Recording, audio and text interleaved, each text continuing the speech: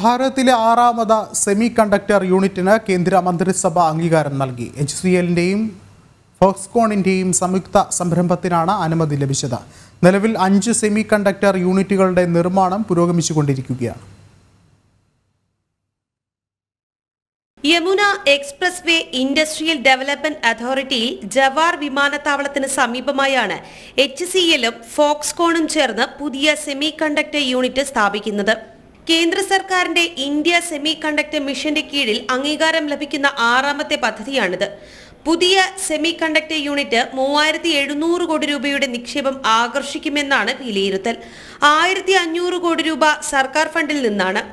Mobile phone, computer, മറ്റ് display ഉപകരണങ്ങൾ എന്നിവയ്ക്കുള്ള ഡിസ്പ്ലേ ഡ്രൈവർ ചിപ്പുകളും ഈ പ്ലാന്റിൽ നിർമ്മിക്കും. പ്രതിമാസം 3,60,00,000 സെമി കണ്ടക്ടർ യൂണിറ്റുകൾ ഉൽപ്പാദിപ്പിക്കും. പ്ലാന്റിന് അനുമതി ലഭ്യമാക്കിയതിന് മുഖ്യമന്ത്രി യോഗി ആദിത്യനാഥ് പ്രധാനമന്ത്രി നരേന്ദ്രമോദിയോട് നന്ദി അറിയിച്ചു. ആത്മനിർഭർ ഭാരതിലേക്കുള്ള ചരിത്രപരമായ ഒരു ചുവടുവയ്പ്പാണിത് എന്നും അദ്ദേഹം എക്സിൽ കുറിച്ചു.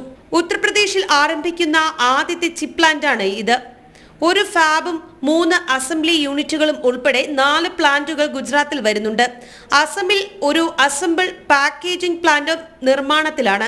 നിരവധി തൊഴിലവസരങ്ങൾ കൂടി സൃഷ്ടിക്കുന്ന യൂണിറ്റിന്റെ നിർമ്മാണ അനുമതി നരേന്ദ്രമോദി സർക്കാരിന്റെ ആത്മനിർഭർ ഭാരതിനും മേക്ക് ഇൻ ഇന്ത്യ പദ്ധതിക്കും കരുത്തേകുന്നതാണ്.